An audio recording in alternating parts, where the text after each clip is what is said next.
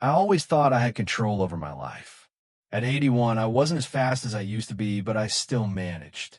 My home was my sanctuary, a place filled with decades of memories, the scent of morning coffee, the sound of my favorite chair creaking as I sat down with a book. But then, everything changed. A fall in the bathroom left me with a bruised hip and a shaken sense of confidence. My children panicked. They insisted I couldn't live alone anymore. "Mom, it's for your safety," my daughter pleaded. "You'll have care, meals, everything taken care of." At first, it sounded logical, even comforting. No more worries about cooking, cleaning, or unexpected medical emergencies. They found a well-reviewed senior living facility that promised a vibrant community and top-tier care. It sounded like a second chance at life, but I didn't realize I was giving up more than just my home. I was giving up my freedom. The first few days felt like an extended hotel stay. Staff welcomed me, meals were served, and my children visited often. I told myself I could adjust. Then the reality started sinking in. Everything was scheduled. Wake-up time, meal time, activity time. Even my bedtime wasn't really my choice anymore. I had to ask permission just to take a walk outside. My home was gone, but something even worse was disappearing: my sense of self. I watched as other residents followed the same cycle every day. They had once been teachers, business owners, artists. Now they just sat, waiting for time to pass. I started to wonder, had I made a mistake? I didn't want to believe it at first. But as the days turned into weeks, I realized I had given up something far more valuable than just my house. I had surrendered my independence. If you're watching this and considering a nursing home for yourself or a loved one, I urge you to listen to what I'm about to share. Because what I wish I had known before moving in might just change the way you see everything. When I first arrived at the nursing home, I expected a smooth transition. My family assured me I'd be surrounded by caring staff and fellow residents. I imagined friendly conversations, engaging activities, and a sense of community that would replace the solitude I felt living alone. But the reality? It was far from what I had pictured. The first few weeks were a blur of new routines, unfamiliar faces, and an unsettling sense of displacement.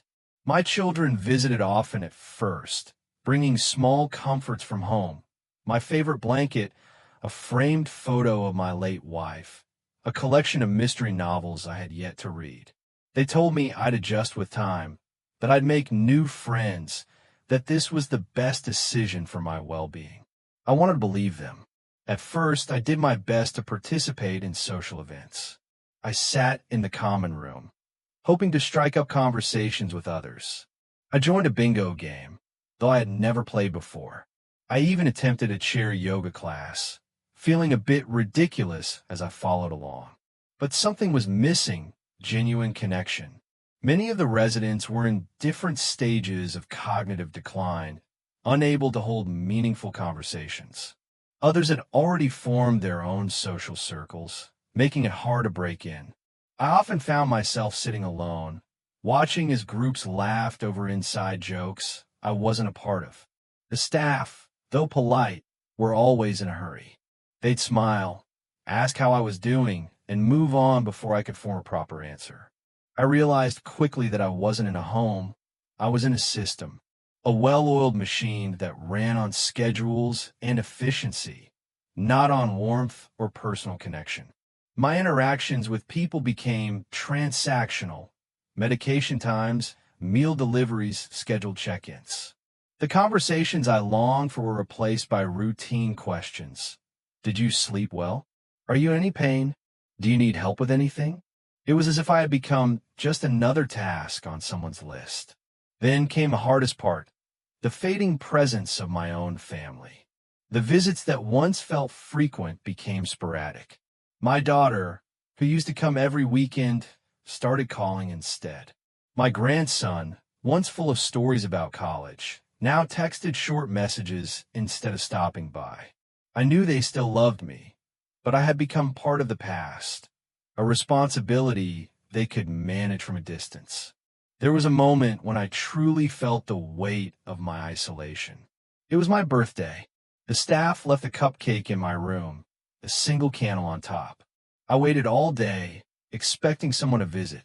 But as the hours passed, I sat alone, staring at the flickering flame, realizing that in this place, I was no longer part of the world I once knew. That night, I whispered a question to myself. Did I make the wrong choice? One of the hardest realizations after moving into the nursing home wasn't just the physical change of environment. It was the gradual loss of control over my own life. At home, I had always been the one to decide how I spent my time. I woke up when I wanted, ate what I wanted, and moved at my own pace.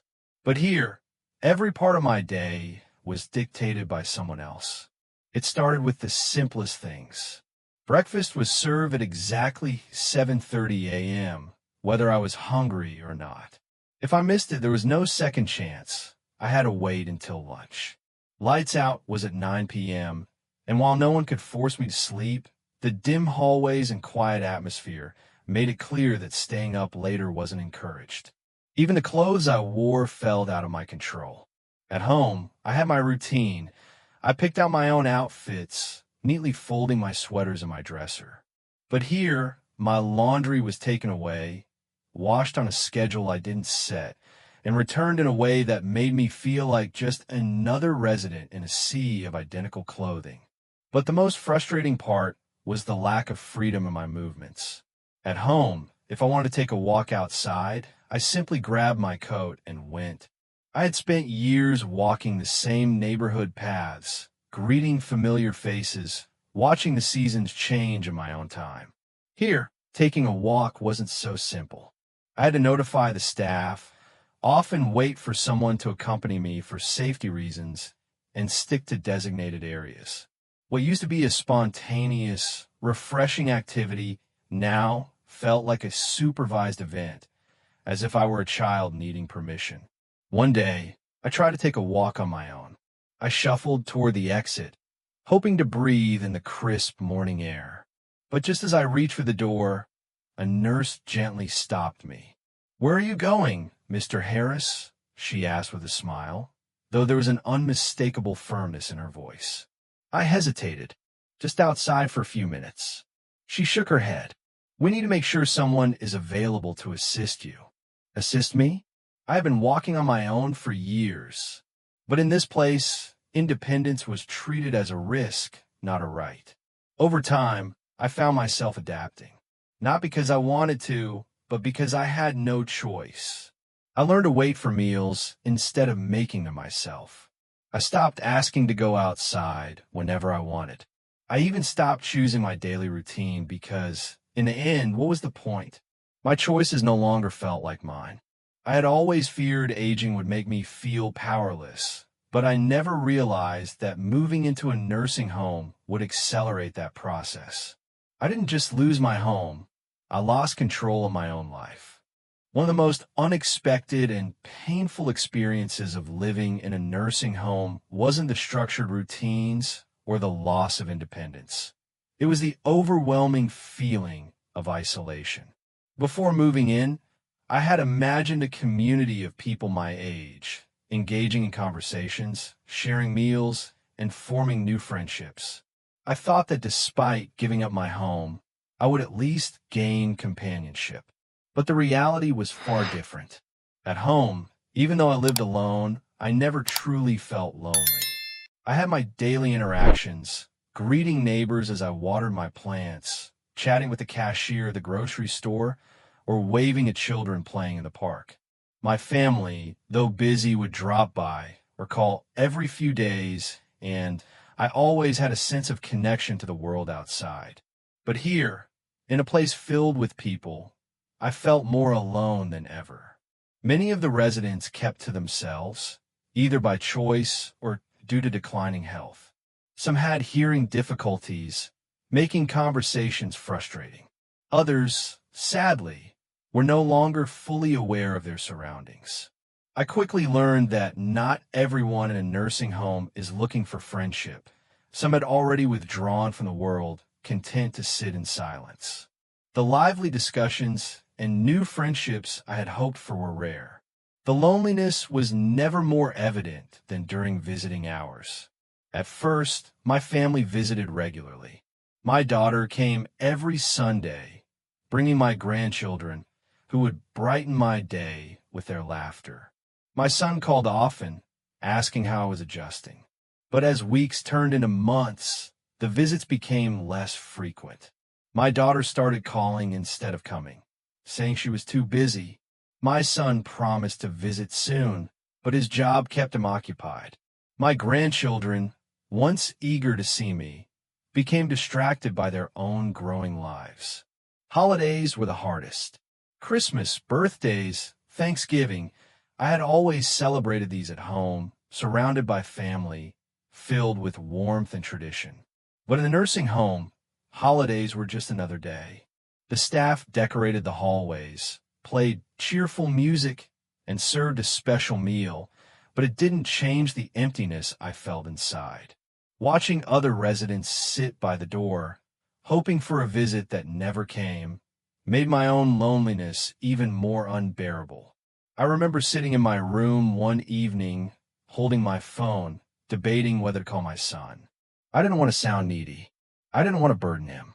So I put the phone down and stared out the window, realizing that my world had shrunk to these four walls. Loneliness is a quiet kind of suffering, one that slowly wears you down. If you're considering a nursing home, ask yourself, are you prepared for the possibility of feeling forgotten? Because once you're out of sight, you might be surprised at how quickly you fade from people's daily lives. Moving into a nursing home wasn't just about changing where I lived, it was about slowly losing who I was. I didn't realize at first how much of my identity was tied to the simple routines and choices I had at home. But as the days stretched into weeks, I started feeling like a different person, one who no longer had control over their own life. At home, I had always been independent. I took pride in doing things my way, deciding what to cook for dinner, rearranging my furniture when I felt like it, or simply stepping outside to breathe fresh air whenever I wanted. But in the nursing home, decisions weren't mine to make. Meals arrived at set times. My days followed a strict schedule. Even basic choices, what to wear, when to bathe, what activities to do, felt dictated by someone else. The hardest part was how people started treating me. Before, I was an individual, a parent, a friend, a neighbor. Now, I was just another resident, a patient, someone to be cared for, rather than someone who could contribute. It's strange how quickly people stop asking your opinion when they assume you no longer have control over your own life. I saw this happen to others too. A man named William, once an artist, had brought his sketchbooks with him. But over time, he stopped drawing. No one encouraged him. No one asked about his work. Without purpose, without someone to recognize who he was, his passion faded. It made me wonder, how long before I lost the things that made me me? There was also the struggle for dignity. I had always been modest, valuing my privacy. But here, privacy was a luxury. Staff members knocked, but didn't always wait for an answer before coming in. If I wanted a shower, I had to wait for assistance. Even medical checkups were done in shared spaces. It wasn't that the caregivers were unkind. Many were wonderful people. But no matter how polite they were, needing help with things I had done independently for decades was humiliating. The scariest realization? Once you adjust to losing control, you stop fighting for it. I had never been the kind of person to just accept things, but here, I found myself nodding when they brought a meal I didn't like. I stopped asking to go outside because I didn't want to inconvenience anyone. Little by little, I was disappearing. If you're considering a nursing home, ask yourself, how much of your identity is tied to the life you have now? Because once you enter a place like this, holding on to who you are isn't easy. It's not just about where you live. It's about keeping the parts of yourself that make life worth living. And once those are gone, what's left? Looking back, I don't regret aging, but I do regret believing that a nursing home was my only choice. The promise of security and care blinded me to the reality of losing my independence, privacy, and purpose. If I could do it all over again, I would have explored more options, hiring in-home care, moving closer to family, or joining a senior community with more freedom. Before making such a life-altering decision, ask yourself, is a nursing home truly the best option or just the most convenient one? Are you ready to give up control over your daily life? Will you still feel like yourself once you move in? Now, I want to hear from you. Have you or a loved one considered a nursing home? Do you think there's a better alternative? Drop a comment below and share your thoughts. Your story might help someone else make the right choice. Where are you watching from? Let us know in the comments. Aging and elder care can be different around the world. If this video helped you, please hit like and subscribe so we can continue bringing you real-life stories that matter. Your support makes all the difference. Don't let this decision be made for you.